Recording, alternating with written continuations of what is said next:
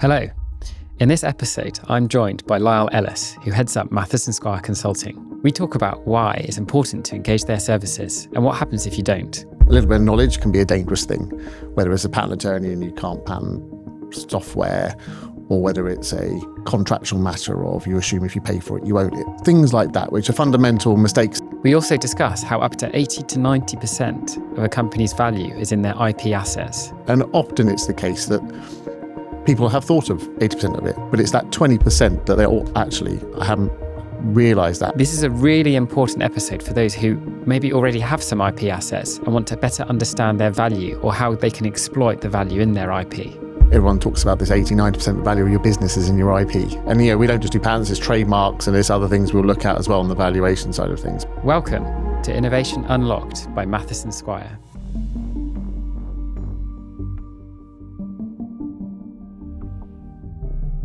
Hello. So today I'm joined by Lyle Ellis, who heads up Mathys Squire Consulting. Nice to have you in today, Lyle. Thank you very much.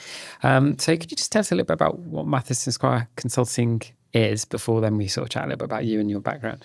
Yeah. So it's quite hard to define what Mathys Squire Consulting is really. I think the idea behind what we're doing is to say that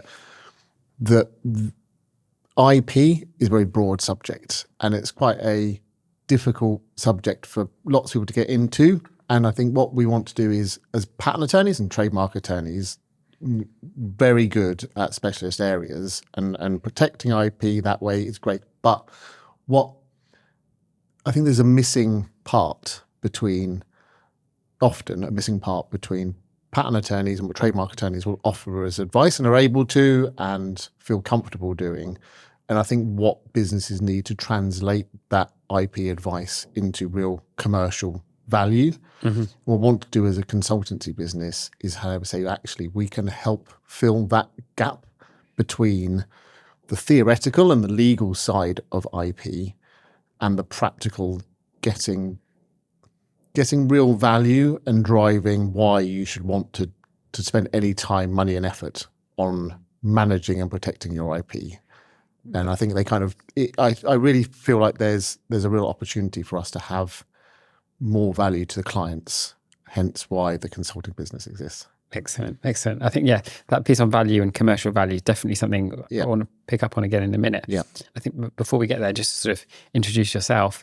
As a patent attorney, I find your career quite interesting. Yeah. You've in your over 20-year career, you've worked in-house in many different teams. So maybe can you just explain a little bit about that, and also how you kind of went from being a patent attorney to now heading up Mathys Squire Consulting? Yeah, sure. I think there's quite a lot of people now that I talk to who are interested in where I came from and what we're trying to do at Mathys Squire Consulting. So I started my career as a private practice patent attorney. Mm-hmm. When I was doing the work, I really enjoyed that work, as a lot of patent attorneys do. I think what I was struggling with once I got near just post-qualification was I was sometimes struggling to find why I'm doing what I'm doing and connecting those dots. And I looked at the partners in the firm I was working for, and every single one of them had a period of time in-house.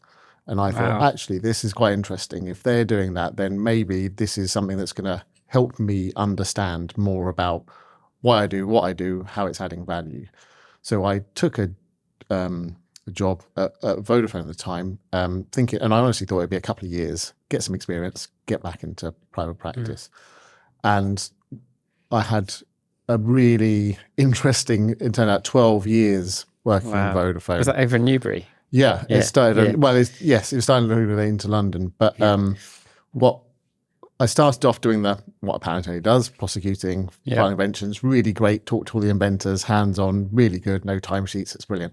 But what I quickly worked out then and over quite quickly is what other things in terms of IP, what value I could add.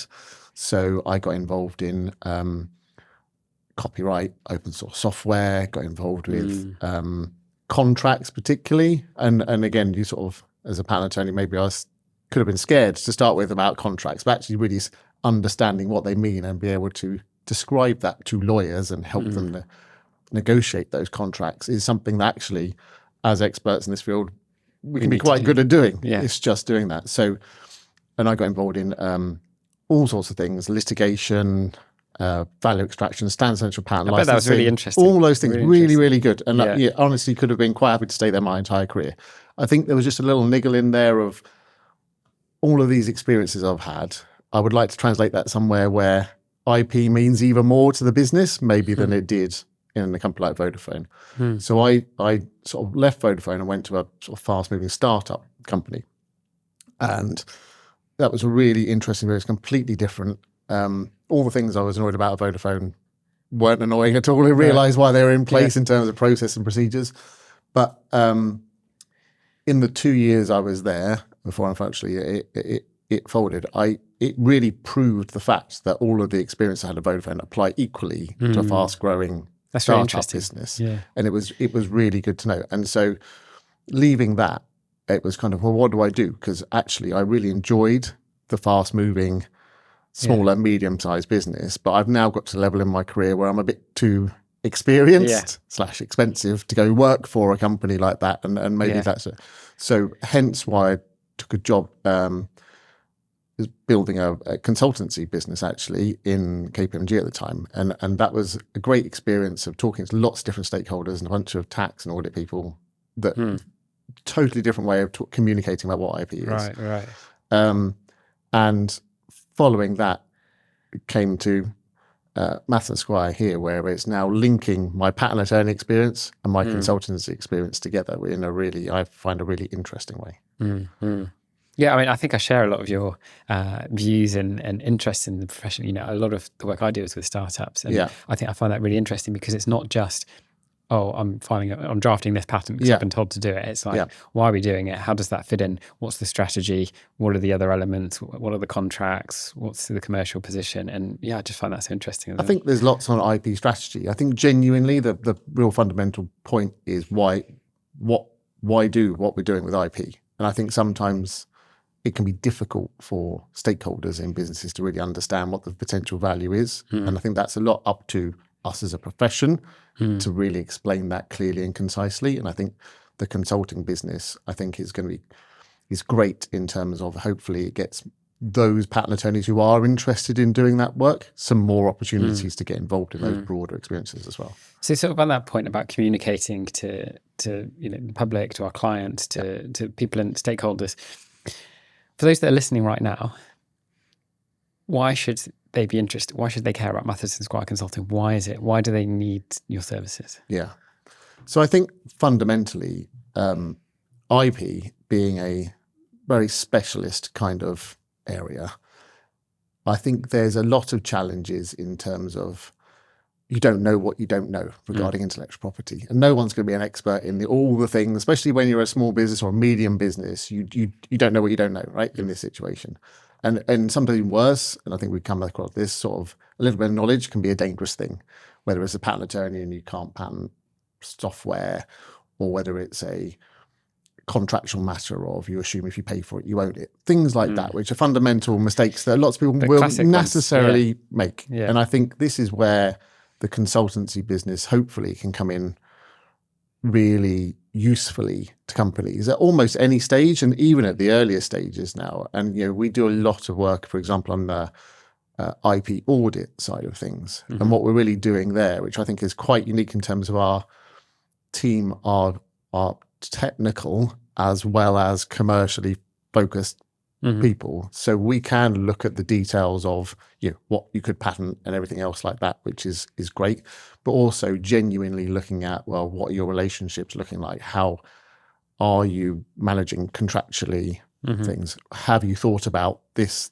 and this regarding IP? And often it's the case that people have thought of 80% of it, but it's that 20% that they're all actually, I haven't realized that, I hadn't thought about it from that angle. And that's kind of, it's a big part of helping people and educating people in a, not a patronizing way, but genuinely, look, we've got the experience here. We know what to think about. We know what the problems you're going to face in the future, or likely problems you face in the future. Just being aware of that now, so you can take that as part of your decision-making in how you take your business forwards, whether it's right at the start or whether you're sort of a good few years into it, being armed with that knowledge, I think, so you can make the right decisions or make informed decisions at least. I think that's what I really care about in this situation. And that's what I would like to do in the consulting.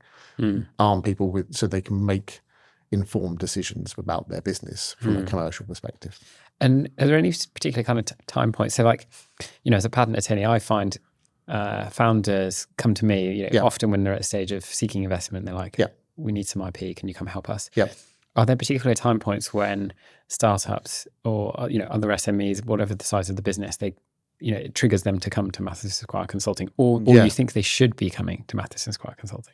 Yeah, I think again, I think anybody at any stage, honestly, genuinely can benefit, and but we're talking about the early stages, and even then, like even the point you raised that about we should be protecting our IP.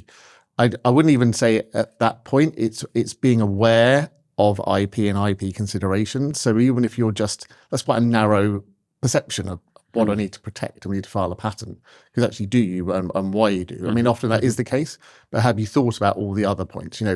What I really interested in and that can be any stage or in investment rounds or when you're looking to sell or looking to buy even IP assets. Have you thought about it as a whole package? Can you eloquate clearly what you're doing to say, I'm a company that is confident and confident internally, but also confident when you're talking externally and trying to get investment, that we know what we're doing with our IP. And it's not just about, it is protecting IP is an incredibly important aspect of it, of course, but actually we're not making very common mistakes regarding IP leakage, regarding how we manage our contracts, all of those things tying into big companies, all those things that happen all the time with companies. And that's what I think that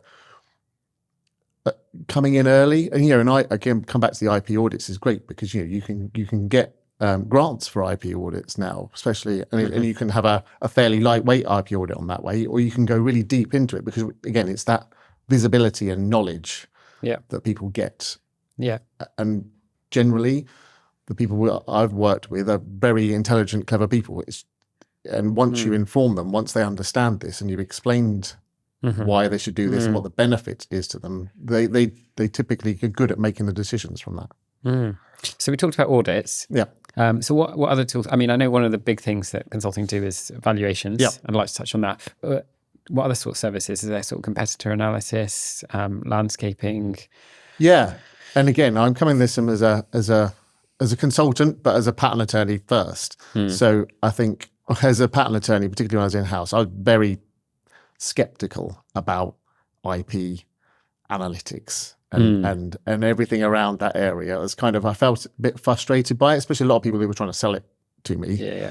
I think because we have science backgrounds, we kind of we kind of wonder how are they doing that? Like how? I mean, there's the how, but there's also the why, right? Just because you can, right? There's so much data out there. It's a brilliant. All these AI tools, the patent data is a brilliant curated data set that you can run lots of AI tools on, and there's lots of businesses doing it, and it's all very great. But just because you can doesn't mean say you should. The question is, what are you trying to achieve, and how can this data help you in terms of making decisions, which is ultimately what we care about, right? If I'm going to do, and we have lots of data analytics, we've got lots of tools where we can draw a really pretty graph explaining what it is. But what I want to deliver to somebody is something genuinely useful, and not necessarily, although I now very much don't underestimate the importance of a pretty picture, because it can genuinely be very helpful in communicating with your stakeholders. But at the same time, I really want something to come out saying, okay, this is the information that is going to help you make that business decision. What do you need from us? And we can use that data analytics. And the nice thing, again, about a consultancy based on technical people is we can drill down into the details. So hopefully we can go at the top level in terms of that high level business information, all the reasons why you might want to do data analytics, for example, understanding what your competitors are doing, or understanding what the risks are in the markets or opportunities, or who else is doing similar technology you might want to partner with or license to, all the things that you would normally think about you could do with data analytics. But just give you the information, and we can provide the information, but genuinely put you in a situation where that decision becomes hopefully easier to make for you, which is often yeah. I mean, I think just because a lot of people, they understand that there might be some data analytics that you can do, but they don't know what it can do, what it can do for them, like why they should do it. How could it help their organization? Yeah, I think it really does come back down to what decisions are you trying to make as a business? Like, are you thinking about your exit strategy and where that's going? Are you thinking about genuinely, I want to know what competitors are doing? I've done a lot of, when we talk about stakeholder engagement and internally, whoever's managing that IP, whether they've got IP experience or not, so it can be very difficult to do that and work out what's the right arguments to talk to your stakeholders, to engage them. How the frustration I've had in the past trying to convince a CTO that they should care about patents and they just see it as a risk. Yeah. But then if you can flip that on the side and actually realize that they're interested in knowing what their competitors are doing, and you can then explain, well, actually, you're being left behind here because actually this is what your competitors are doing and this is why they're doing it. That can be the trigger that gets those people involved. Totally, yeah. Which is not necessarily even the best argument from my angle of doing it, but it's the argument that lands, and it's the argument that will get people interested and get people involved. I've had exactly the same thing. I've had a client I was working with very skeptical about IP, but wanted to see what their competitor was doing. Yeah. Competitor was finding lots of IP. Yeah. They were then quite concerned and were making decisions based on that. Yeah. And then we kind of just basically told them to look at themselves, said, look, you are making decisions now based on the risk their IP presents to you. So do you not think you could get some IP yourself and do the same to them? Exactly. Really it genuinely, I think as a profession overall, and I'm pulling ourselves back into the patent attorney side of things as well, that's what we can be better at doing. And there are really good ones, and Mathys Squire have very commercially minded patent attorneys, but particularly when you're junior and you're starting up, actually what the questions that you can offer to put, I want to file a patent is something that people will come into, maybe we should, just because we should.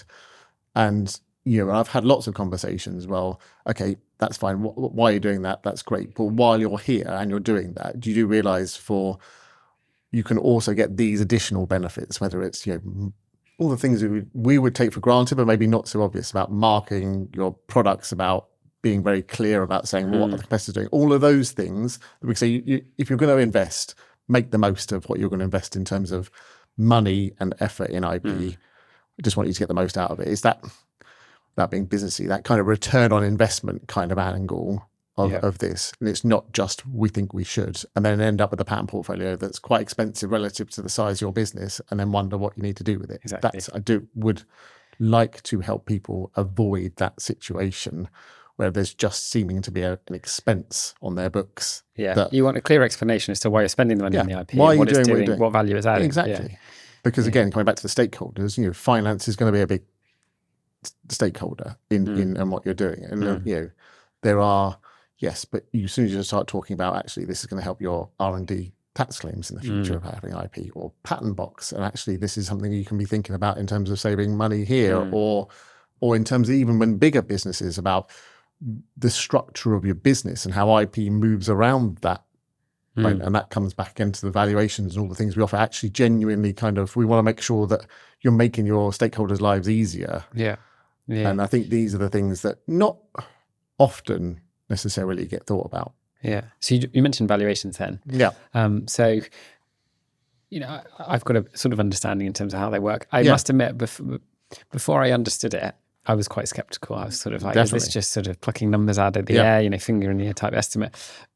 I've since understood it's a bit more scientific than that. So I don't know, maybe could you just sort of summarize how they work and why they are sort of, something that people pay attention to? Yeah, I think it's definitely, we're seeing a lot of interest and increased interest from various different companies about IP valuations. And I think that, yes, you can certainly argue from one side of things, and it is an asset, but the asset is only valuable when it depends on the context and the people you're talking about. And that can make things very difficult. And you can argue a patent application is worth nothing, right? If there's no business behind it and there's no thing, just because you've got a great patent, it's not worth anything. Or you can argue at the same time that the patent is genuinely defending a market share of this, and there's some value attributable to that theoretical right you have to prevent other people from doing it. And that's really what you're talking about, valuations. And there are standards around how to perform valuations. There are different models we use. We often use the sort of relief from royalty rate kind of model. Effectively, if you didn't have this patent, what would it be costing you to acquire the right to do it, or in other ways, if you're looking about licensing out, what that might be worth. And you can use data, and we have access to lots of data about publicly available royalty rates, which again is a very tricky area in the world, because people don't want to be giving away this information. I've got a lot of background in standard essential patents, which it was a bit more transparent. Even that area wasn't particularly transparent, let alone other areas where there really is no obligation to do any kind of fair, reasonable kind of negotiations. So it's very clear, it's justifiable, and it's surprisingly transparent in terms of having a conversation what the value of your IP, which is very closely linked to the value of your business, what it actually is, and it's nice because the report at the end of it comes out, and we can defend why that money is. Of course, no one's guaranteeing. And literally this morning, I had someone come and say, "Well, if you give us a valuation and we end up selling it for 10% less, will you pay the difference?" I mean, that's it. Genuinely very senior finance person came and asked that question, and I haven't responded to that question yet, but we will do. But it's not about that, and it's about saying actually, and the small business, actually, we're doing one right now where giving a value to the business in the context of a much larger corporation, and we can sort of do a value, say to you, this is the value of that business, and that might change depending on what the potential acquirer is and what they're doing, and what markets they're in and what countries they're in. But we can do a qualitative review of the data, come to a reasonable conclusion about what that metric is, and puts you in the ballpark for negotiations, which is actually a really very common use of it, and it's very, very useful because you can defend it. And so you said about being used in negotiations. And I can understand an IP valuation might be useful for an acquisition, an exit, another investment round to justify equity taken and so on. Is that generally the case, or are there do other organisations, if they're larger, do they sort of do them on a regular basis, just as part of like an audit, or how?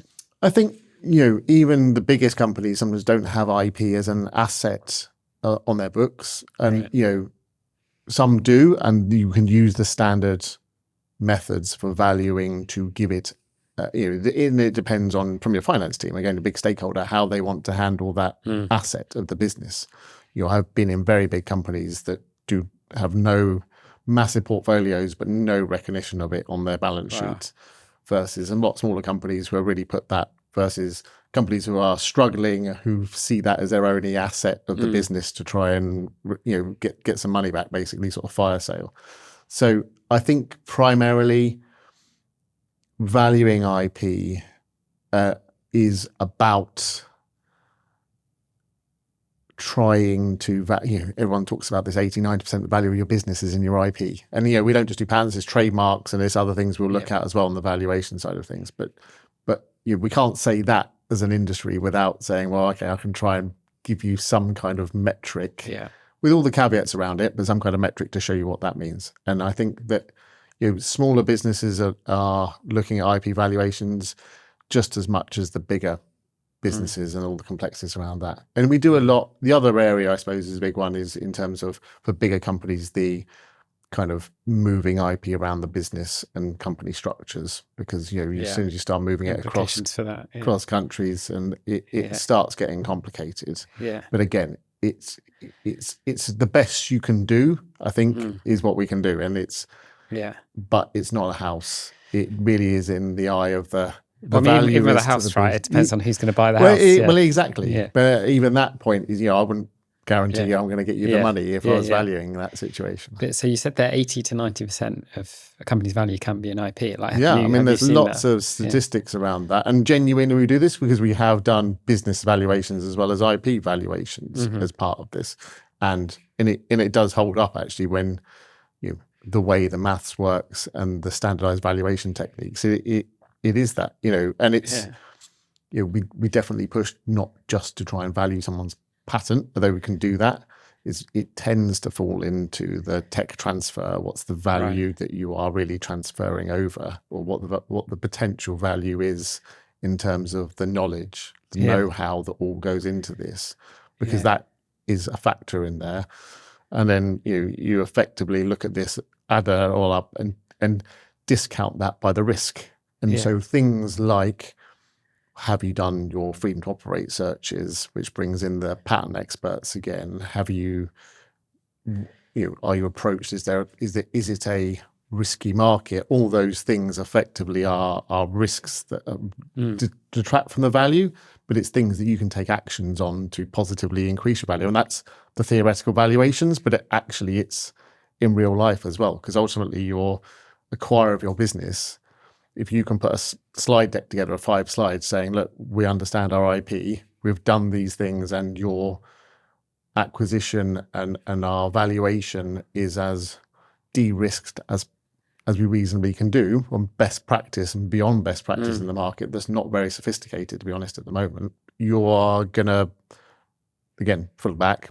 Your return on investment on your valuation becomes a really easy sell. So not only the fact that IP can be up to 80 to 90% of the value of a company, but also the fact that then through using, for example, Mathys Squire Consulting services, you can then take meaningful actions to boost that or strengthen that value. I mean, to me, it sounds like a no-brainer. It's good, and again, it's without.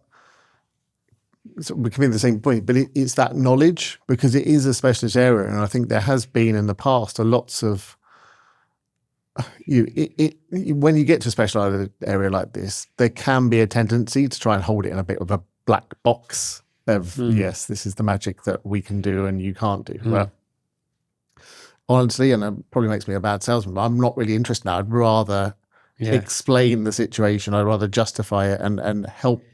Yeah. Educate's the wrong word, really. It's increasing their knowledge to a base level that you can come to us, be a trusted advisor, and we are doing that increasingly. But also make sure again that you're not making the very common mistakes that people make from the outset, and 2, that you can show that actually you are best practice, or say that's not a particularly big hurdle at the moment. You're doing more than your competitors are, and you're doing more than you. If you want to invest in my business, I've got this under control, and that de-risking that investment. Do you have any particular success stories that you could talk to? Yeah, so I think in terms of the IP audits tend to be a really good one in terms of the spotting the mistakes that are very common in there. So I would say the obvious ones are about being tied in to other businesses by the nature of the contracts that you're dealing with. I think there is we see lots of examples of not having proper contracts with contractors, for example, and assuming that you own the rights. That's a very classic one, but still a very common thing, because it's you assume if you're paying, you own it, and that's legally not the case. So we've had quite a few examples where we've had to identify that there is an issue, that they don't own the fundamental IP that they thought they owned. And again, it comes back to saying, actually, we can address that relatively easy. And the earlier you spot that, the easier it is to address, because there's...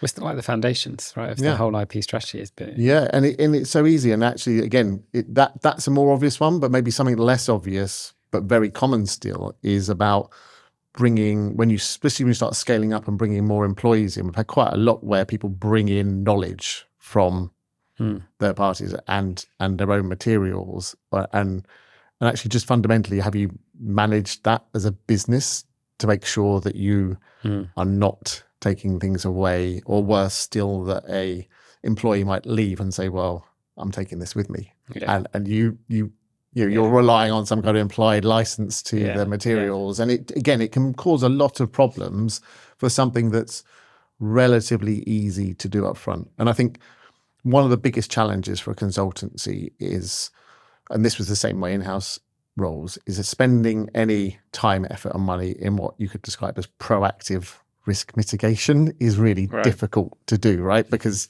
people will react fine if something's happened, they will spend money to deal with that and correct it. But to say it's worth your time and effort now to put these processes and procedures in place to prevent this happening that might never happen in the future. But all we can do is show with examples this is a very common thing to do and a very common thing to happen to you. And it's worth the small amount of effort, resource now to prevent a much bigger potential problem in the future. But it's still, I think it's a very hard sell, especially with everyone's tight budgets, to proactively risk mitigate. And it's, again, I find it's more about the awareness and the knowledge. I'm always happy if a client makes a decision not to do something, if I feel like they've been knowing what they're doing and they've got the information. I find it difficult when someone decides to make decisions without the right information to have that informed decision. Brilliant. Well, Lyle, I think we're up against it now. That's the end of the session. So I'd like to just say thank you so much for joining us. It's been really interesting to hear about Mathys Squire Consulting. And thank you. Thank you very much.